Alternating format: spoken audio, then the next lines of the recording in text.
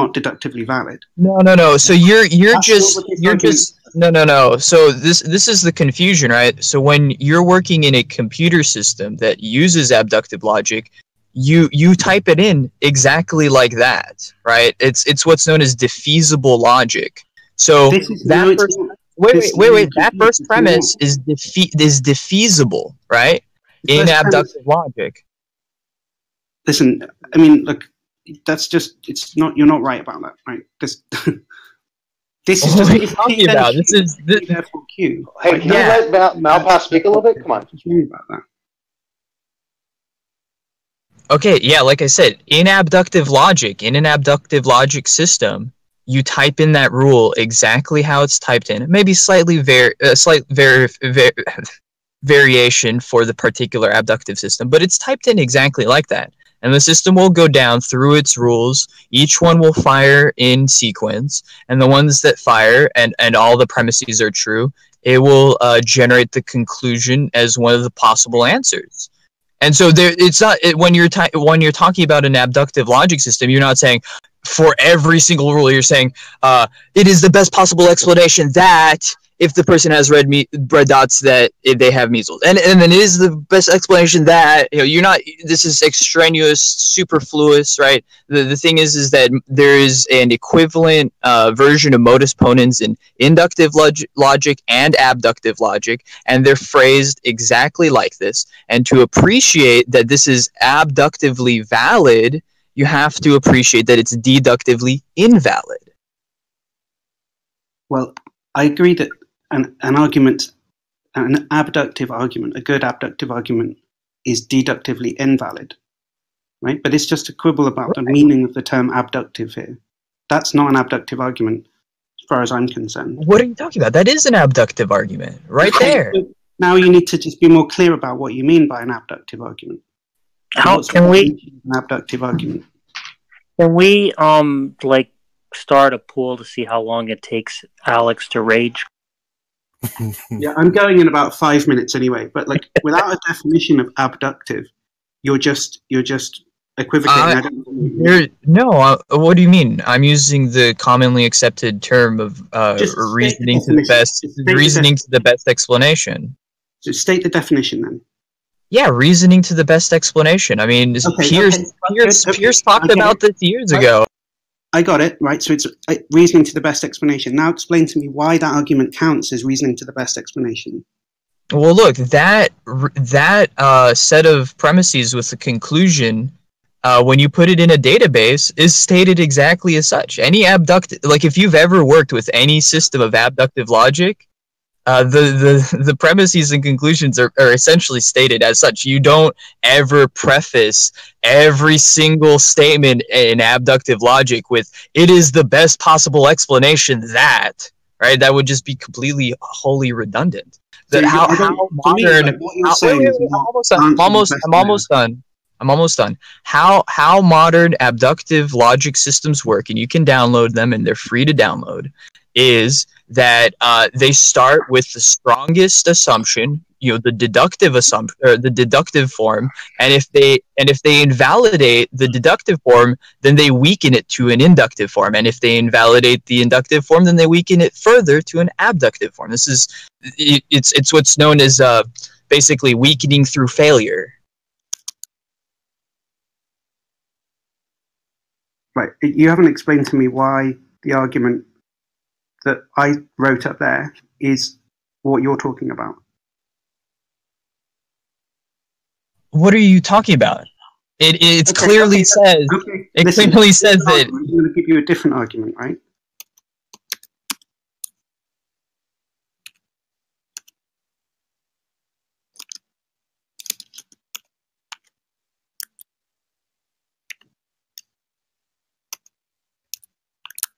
Okay, that argument, is that an abductive argument? It could be phrased abductively.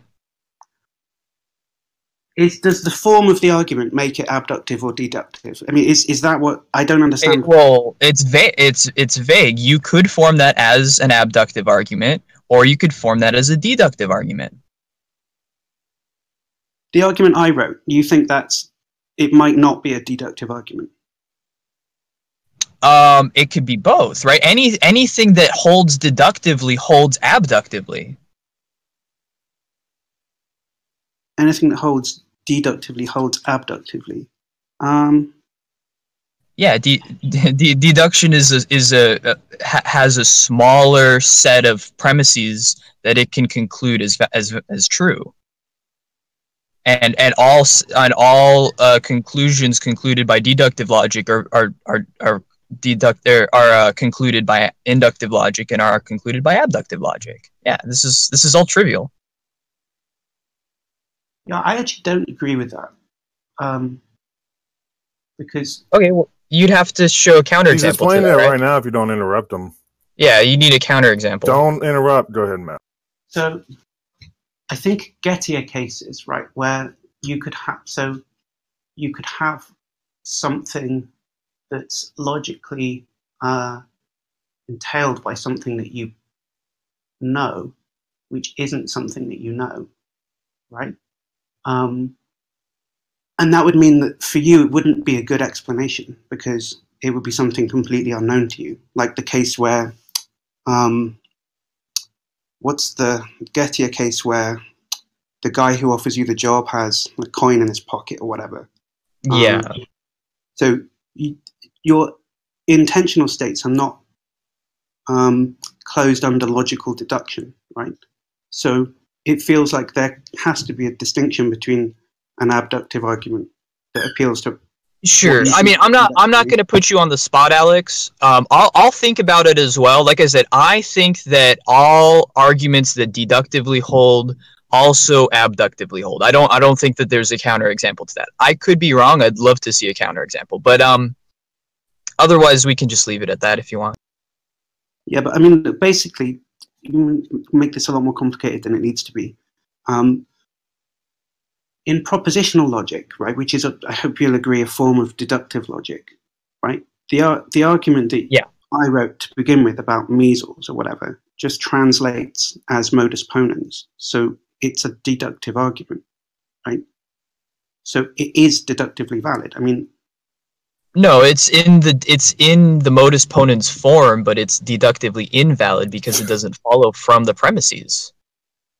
I agree that the form is valid, but the conclusion, it doesn't follow from the premises. Well, what's the I mean that I don't understand, right? But what I'm trying to understand is what's the model that makes the premises true and the conclusion false? If you could show me that, then we would have. But I mean, the thing is, it doesn't work. I mean, the definition, like the if. That's the whole point. That's the whole point. Let me just say this because then I'm going to go, right? The first premise is if P then Q, right? In propositional logic, that statement's true unless the antecedent is true and the conclusion is false, right? So if we're saying that the first premise is true, right, then it's not the case that the antecedent is true and the consequent is false. And then the second premise says that the antecedent is true, right? So we've already said it's not the case that the antecedent is true and the consequent is false, and we're saying that the antecedent is true. Therefore, it follows that the consequent is also true, right? You've already committed to the consequent being true by the first premise and the second premise. That's why it's deductively valid. So you're not going to come up with an argument. You could say that the if-then means something different because actually it's an appeal. That's exactly it. Actually, it is the if-then. Yeah. Okay, so Malpass. Let Malpass finish.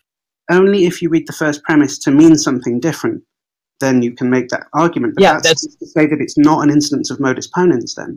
Because modus ponens no. So this is the common confusion in logic right now. That's very common, which is that there are actually three forms of conditionals. There's deductive conditional, and inductive conditional, and abductive conditional. And there's three forms of modus. Wait, Alex.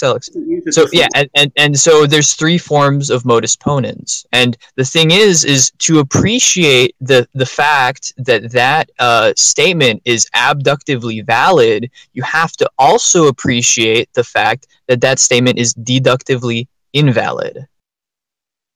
So by the term modus ponens, you mean an argument that can have maybe a subjunctive conditional as the first premise, and that's okay. No, I mean, you can we're use talking about the modus form. ponens to mean that, but that's not what that's certainly not what I mean when I say modus ponens is valid. So it's just an equivocation of terms. Then you're saying modus ponens includes a type of argument that I don't think it includes. So we're not really disagreeing with each other. I don't think I'm saying that in the slightest. No, I don't think I'm saying that in the slightest. Well, if you agree, so let me explain what I mean by modus ponens. It's an argument that has a material conditional as the first premise, not what you mean, whatever an abductive conditional is. It doesn't have a different type of conditional. There's a material conditional. I just gave you the definition of that. It's a truth functional. It's defined in terms of the patterns of truth values that its atomic parts take, and that's it. So that you can't say, well, but it also means something else. That's not what it means, right? It's how it's defined in propositional logic. And if you mean something else, then you're talking about something else, right? If you mean what I mean by it, then it isn't a counterexample. It is modus ponens and it is valid. I mean, well, look, it's in the modus ponens form, but if we're going by the definition of validity, where all the premises are true, thus the conclusion is necessarily true, then that's clearly invalid. It being in the modus ponens form includes that what the form means is that the first premise is a material conditional and not whatever an abductive conditional is, or let's say a subjunctive conditional or anything else. If it has a different type of conditional, it's not in the modus ponens form. So when I'm saying any argument in that form, I mean to exclude an argument that has a different type of conditional as its first premise. And if you want to use the word in the same way as me, then that's what I mean. That's what a logic textbook means. It's what propositional logic textbook means. Like I said, I think that it's very common in logic.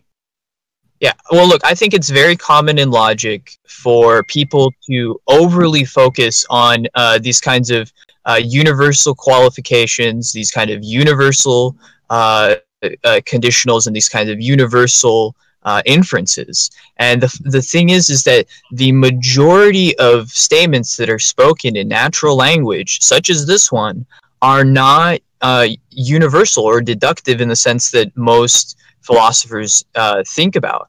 And the thing is that from our research in abductive reasoning systems, where we've actually implemented these things on computers and actually making them work in the real world and not just in some laboratory, we found that this kind of logic is based on what's known as defeasible logic, right? Or and abductive logic is a form of defeasible logic. Okay, so look, I just want to pause for a second, right? Like, wait. I just whatever.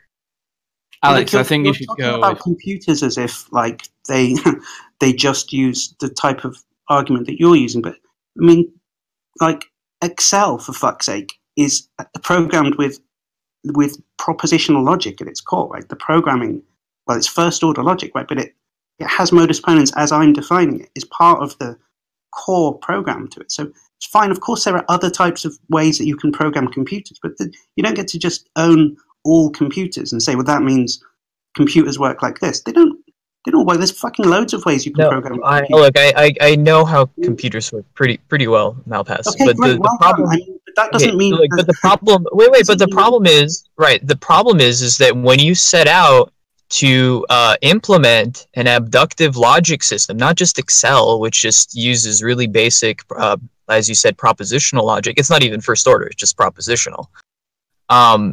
Then the thing is that you use this notion of weakening as failure, where you take a statement and you try to interpret it in the most strongest form, such as deductively. And then when you find out that it's deductively invalid, then you reinterpret that form as a weaker statement, say inductively. And then if you find out that that's invalid, then you reinterpret it again abductively.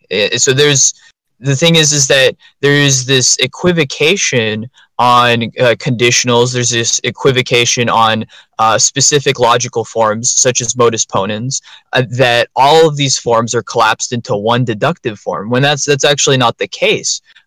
In these practical systems that actually do the kinds of reasoning that we would like and are more human-like, they have basically a repetition. They have a copying of these logical forms, of these conditionals, for all three forms of logic.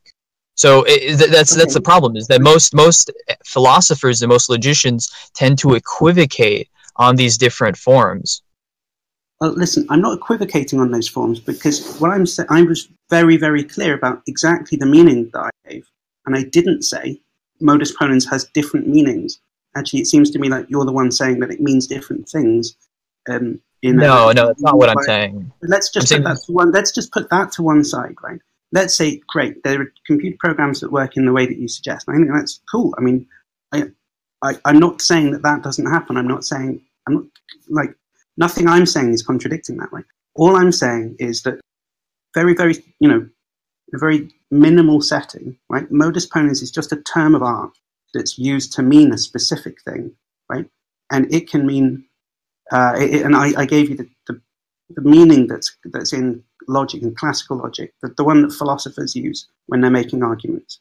And if you're saying that term of art is appropriated and also used in computer science to refer to other types of argument that are similar but slightly different, and you've got to admit it is different if the conditional is different in the other types of modus ponens that you're talking about, and that's fine. It's expanding the term to mean something as well. That's not. No, not at all. That's not what I'm doing in the slightest. No, what I'm doing is that what the philosophers mistakenly do is elevate the deductive forms of modus ponens, because I'm not saying that there's different variations of modus ponens. That wouldn't be modus ponens anymore. But that modus different variations. No. Well, look, what I'm getting at is that there's a deductive version. Modus ponens is just the form P therefore Q Q if P therefore Q, right? That's modus ponens, and so there are instances of modus ponens. I'd like to say something after this. It's copied in these different logics. So there's an abductive variant of modus ponens. It's still modus ponens, but it uses abductive implication and abductive conditionals, right? Same thing with the deductive conditional, right? I'd like to ask you. Right. And so this. Well, there's a lot to be said. Go ahead, Seth. You seem to be saying the content of a modus ponens is what makes it valid or invalid? Well, it's what makes it, deductively valid or inductively valid, and for it to be, the content of an argument bears on its validity. Yeah, bears on what kind of logic it's valid in. Yeah. Hey, what? Hey, I need to ask you. Why has nobody else noticed this? Well, look. So there are plenty of expressions that I can write in certain logics that are invalid in other logics. It just depends on the set of axioms that you're holding to. So what I said was, you're equivocating on modus ponens. That's exactly what I said. And then when you brought the same consideration, and then when you brought the same consideration to Alex, he said the same thing. You're equivocating on modus ponens. I'm not equivocating. I'm saying the exact opposite. I'm saying that philosophers equivocate on modus ponens. Hey, so I have a bullet for you to bite. So I'm splitting modus ponens into three variants. Hey, so I've got a bullet for you to bite. So if you've got P and Q, based on how does a consequent be both true and false at the same time? Doesn't. But you've got Q as a consequent. It's true in premise 1 because premise 1 is true. And then in the conclusion, it's false. So how is it both true and false? Look, that's the whole point, is that it's deductively invalid because the conclusion... You're categorizing a logical form. Can I answer? I find that to be shocking. No, it's just that, you're interpreting specific logical statements under different logics, and those specific logical statements may be invalid or valid in different logics. You didn't answer the question. In premise 1. And Orson, to answer your question, the reason why is because it's deductively invalid. That doesn't answer the question. That's begging the question. So the consequent Q in if P then Q, how is that? Is that false in premise 1? Hey, I don't mean to be a dickhead, but can we unmute MJ? He has a master's in philosophies, and he knows Malpass. He's unmuted. Okay, thank you. I mean, I only want to jump back in once it's done if there's a chance. This Modus Ponens bullshit. MJ should only be unmuted if he stops trolling.